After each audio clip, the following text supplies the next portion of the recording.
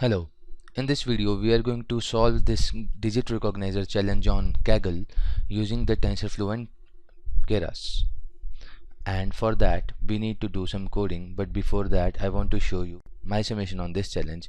And in this summation I have achieved this score of 99.275% accuracy, and my rank, the latest rank is 669.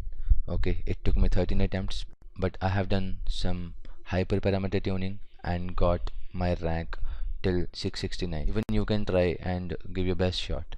Okay, so for this what you need to do is you need to first go to my account.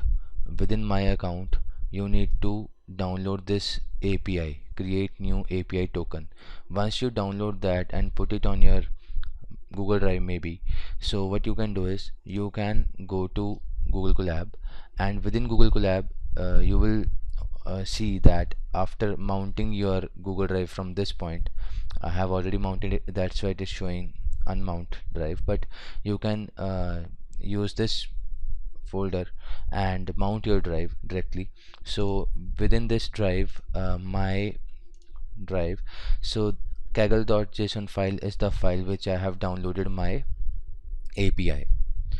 So after this, now what we need to do, we need to import the TensorFlow STF and print the version.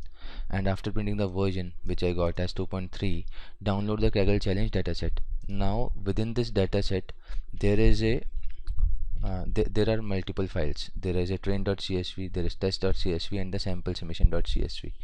Now I am going to download these things using this command. So Kaggle competition download -c digit recognizer, and for this I am going to first install the dependencies of Kaggle, um, exclamation sign pip install Kaggle. Once I do that, I will check the present working directory. So my present working directory is content. After this I will be doing this drive mount, which I have already done. In your case you will have to write this one.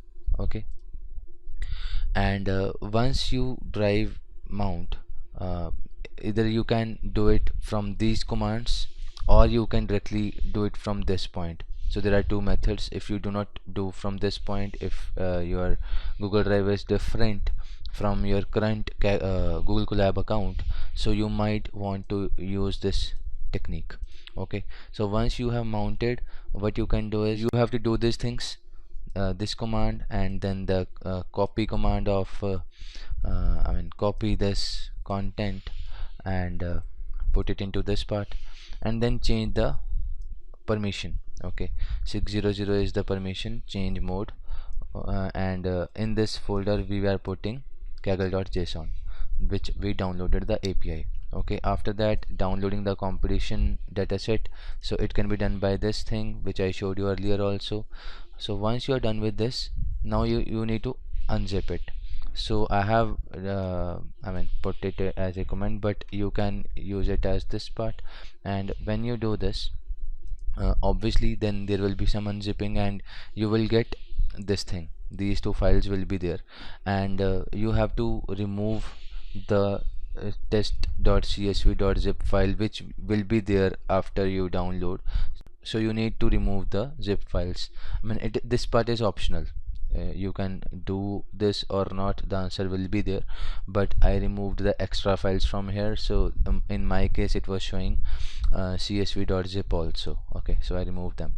After that, now the importing of the packages, numpy as np, pandas as pd, matplotlib.pyplot as plt, seaborn, tensorflow. So these are some important packages we need to check.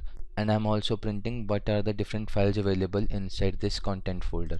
So these are the things available for us, so you can match here exactly same. Okay, moving ahead, now I want to read and reshape the dataset.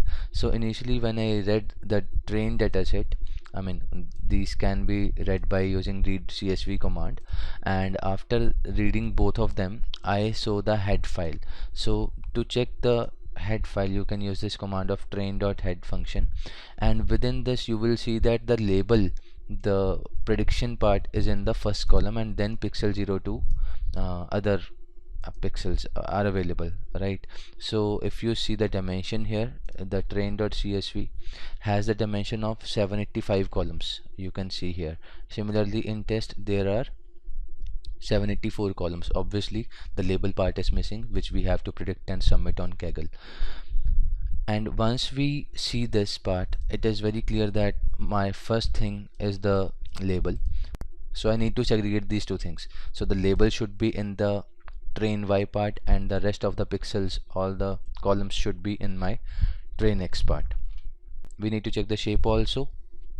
So we can see here that there are 42,000 rows with 785 columns in the train, and 28,000 rows with 784 columns in the test. And after this, now we need to check this train Y label and train X. So these commands can be used to make different files of train X and train Y. So my train X will have now 42,784. These are the dimensions of my train X. So this is the dimension of my train Y. So these are the labels here now, and this is my test X shape.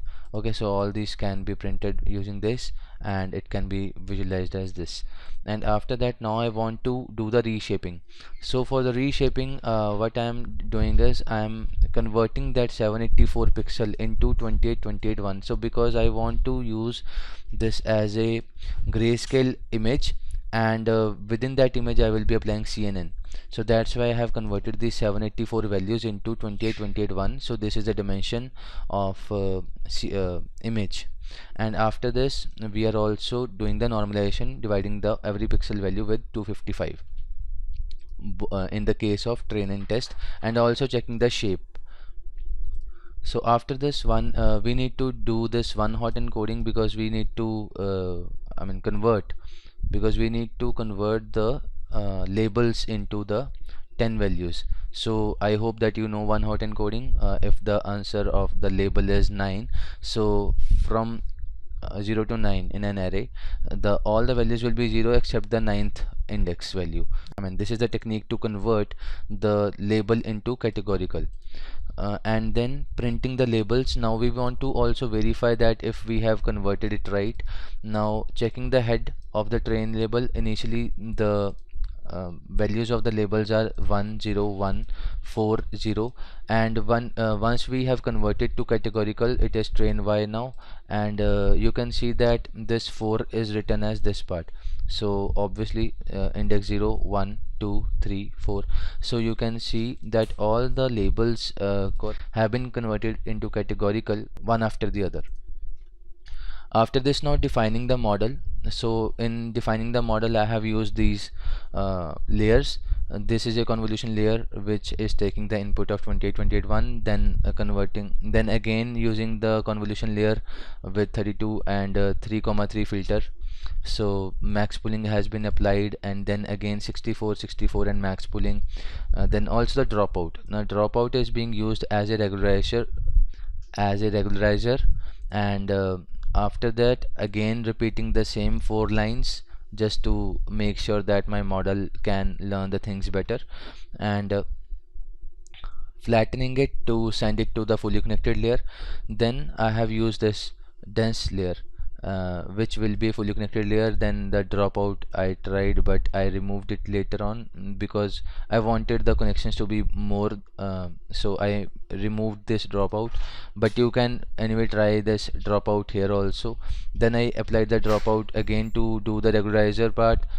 So the final answer should be done by the activation of softmax. The softmax will give the final output based on the maximum probability, and also this 10 means that there are 10 classes in this multi-class classification, and you can see the model summary also using this command.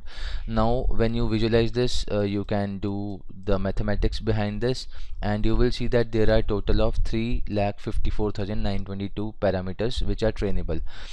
So after my model summary, I want to also verify if my accuracy has achieved 99.9% accuracy at every epoch end, and for that we can use this method of my callback, and model should stop the training if it has achieved 99.9% accuracy in training. Using this, we are also making the object of this my callback class. Okay, and then the main thing here, how we do the compilation and the model fitting. So as a optimizer, I have decided to use the Adam optimizer with the learning rate of 0.0005.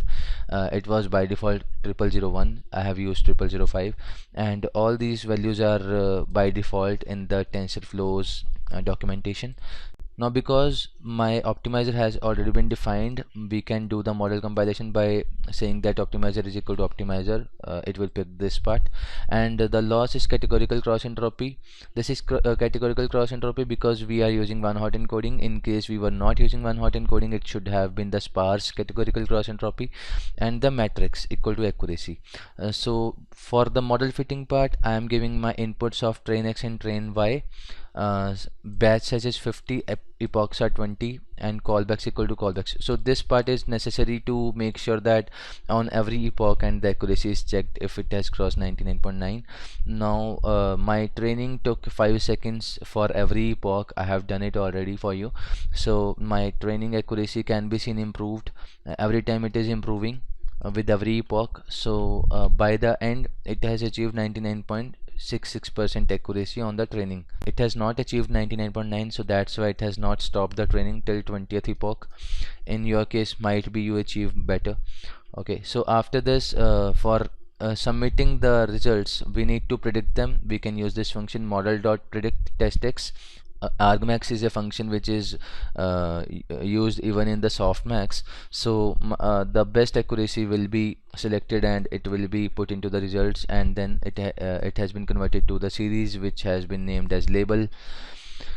And then the submission part can be done like this, because we needed to submit 28,000 entries. So the range is this 1 to 28,001. Obviously it will go till 28,000.